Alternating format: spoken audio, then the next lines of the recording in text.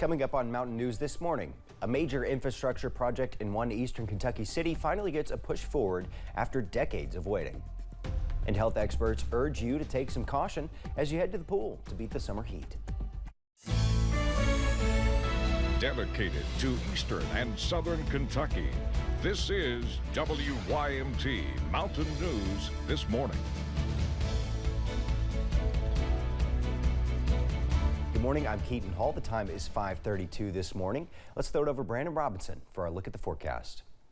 Well, Keaton, so far so good. Not a whole lot of action this morning after being a little bit active in the overnight hours. Thankfully, we had no severe warnings, and we talked about this yesterday, that we didn't have the ingredients to see some major severe weather. I thought we might have a warning or two, but for the most part, we managed to skate by unscathed. And we've been talking about for days that we weren't really convinced on that storm prediction center outlook from yesterday, and ended up backing off yesterday at 9 o'clock. So this morning, we were seeing the sky start to clear, a little bit of fog and some clouds up on top of Buffalo Mountain there this morning. So be careful if you're traveling. 61 up there right now. Temperatures continue to drop. Hazard at 61 as well. Jackson at 63. Prestonsburg at 62. 64 London. 59 in Irvin and Moorhead, but still warm on the other side of that cold front. 71 in Middlesboro. 72 in Jacksboro. Upper 60s in Harlan and Jonesville this morning. Your planner for today, I think all of us, maybe all of us, drop into the low 60s and upper 50s by 7 o'clock. And that trend may continue all the way through 8 or 9 o'clock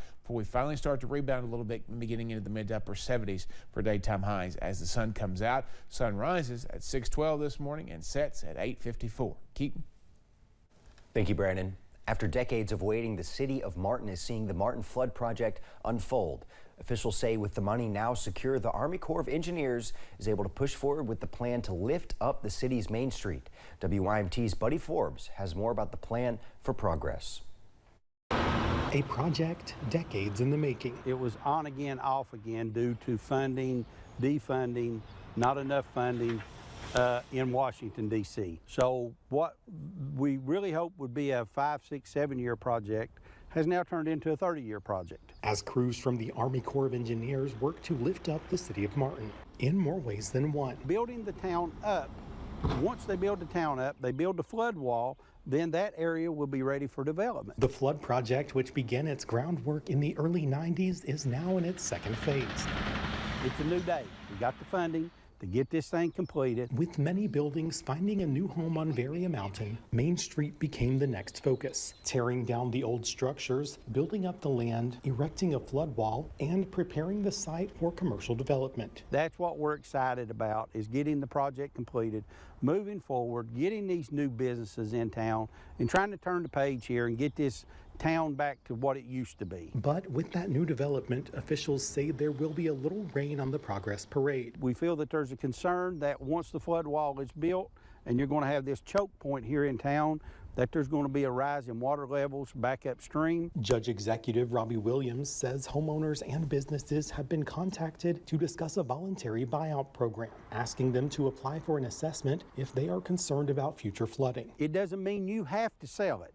It's still optional at that point. But at the end of the day, we are getting to the finish line, and it is exciting. He just hopes to see the city rise up. In Floyd County, Buddy Forbes, WYMT Mountain News. Williams says the current post office, which is the only building still being used on Main Street, will be picked up and moved to Varia Mountain instead of being rebuilt. The deadline for impacted home or business owners to respond to the voluntary flood buyout program is the end of July. Governor Andy Beshear was in Lexington Wednesday morning. He spoke at the opening session of the 36th Annual Joint Summer Conference. Many county judge executives were in attendance. Governor Beshear addressed many ongoing issues in the state, including inflation. He says inflation is hitting Kentucky families hard, but he says he's taken all the steps he can to help people stay afloat. Just last week, I froze the state's gas tax, which was going to increase the price of gas even more. We've put out 5 separate programs that can help people from mortgage payments to rental payments to child care, and people need to take advantage of those. Those free up extra dollars. Governor Beshear says he will continue to keep searching for ways to assist families as inflation remains high. Juneteenth is less than 2 weeks away. The holiday celebrates the emancipation of enslaved African Americans in the U.S. In 2021, it was officially made a national holiday, and it was also a holiday in 6 states. Kentucky is not one of them. despite lawmakers promising to do so. During this year's General Assembly, Representative James Brown filed HB 133 and Senator Gerald Neal filed SB 318 to make Juneteenth a state holiday. The House passed HB 133 unanimously, but HB 133 and SB 318 never made it out of the Senate Committee on State and Local Government. Senator Gerald Neal said getting a Juneteenth bill passed is part of a complex legislative process. If it's not a high priority in the legislative process to those who are in the power to make it happen, then it's not going to get the kind of sway that perhaps someone like me and my constituents and others across the state might want to see. Juneteenth is June 19th, but it will be recognized on the 20th for employees. A new driver's licensing office is open in Laurel County. At its Carnaby Square Shopping Center on South Main Street, the office can issue new driver's licenses and real IDs, along with other forms of identification. It's open Monday through Friday from 8 a.m. until 4 p.m. This is the state's 28th regional licensing office. At least 3 more are planned. As the days are heating up, water safety is more necessary than ever for children and adults. Researchers say in the U.S. alone, there's an estimated 11 deaths per day caused by drowning. Pediatrician Dr. Jordan Burke says the #1 way to avoid accidents is to never swim alone, regardless of your age. People should always be supervised regardless of what age they are. Kids between 1 and 4, it's one of the, if not the highest cause of injury-related death in children. Dr. Burke also warns everyone to be cautious of substance use when swimming. Just a couple months ago, it was uncertain when or if at all the Levi Jackson State Park pool in Laurel County would be open this summer. The pool is the only community pool in the area for friends and family to enjoy. But 8 weeks ago, City of London Tourism came up with the funding, addressed the issues within the pool, and got to work to see how fast they can get it open for the summer. The tourism department provided funding to completely rehab the pool, all the pumps, the water lines, the chemical system, and replace the grading along the pool, and did some work on the slides. Thanks to a lot of hard work, the pool is now officially open for the summer. Williams encourages everyone in the community or just those visiting the park to come out on a pretty day and enjoy the pool after many have spent the last 2 summers apart or indoors. Folks in one eastern Kentucky county are leaving their coupon books at home as a new retail location is offering good stuff cheap. I had the chance to stop by Ollies Bargain Outlet, check out all the deals the store has to offer. People hunting down deals in Perry County have a new place to look as Ollies Bargain Outlet opens a new location in Hazard. Turnout's been very solid, more than we anticipated, and looks like a great reception from the community.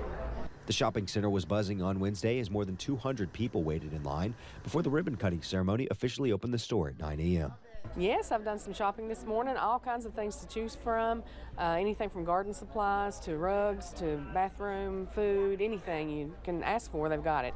On top of bringing more selection to the shoppers of Hazard, the new Black Gold Plaza store is also bringing more jobs to the area. We're happy to know that they have employed over 50 people right now.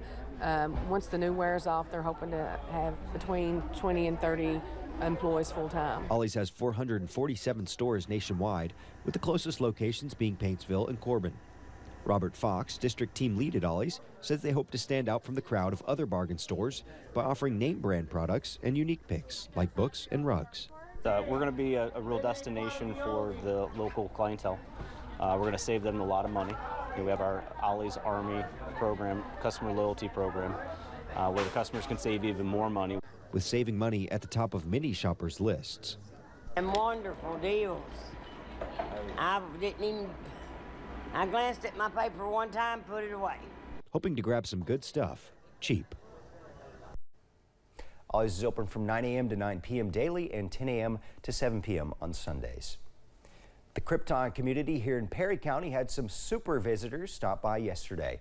Superman fanatics from surrounding areas are all coming together to travel to a Superman convention in Metropolis, Illinois, but decided to take a detour to Krypton on the way. The small town outside of Hazard shares the same name as the birthplace of the famous superhero. It is exciting. Well, believe me, coming here, I'm like, oh, you know, we're in Krypton and all that good stuff. But it is a great time because the Superman celebration is, a lot of us volunteer and we're constantly on the go and don't see each other. This is a great time to have a picnic, hang out. The Krypton Fire Department hosted a barbecue to give the group a warm welcome before their journey to Metropolis this weekend. Just ahead this morning, a legend in the world of documentaries receives an honorable new title. That's on the way next. They don't take the Krypton to the Metropolis Festival out there. Superman, not good for him. All right, shaping up to be a cooler but sunny day across the mountains later this afternoon. I'll have more on what you can expect for the rest of the week in about 3 minutes.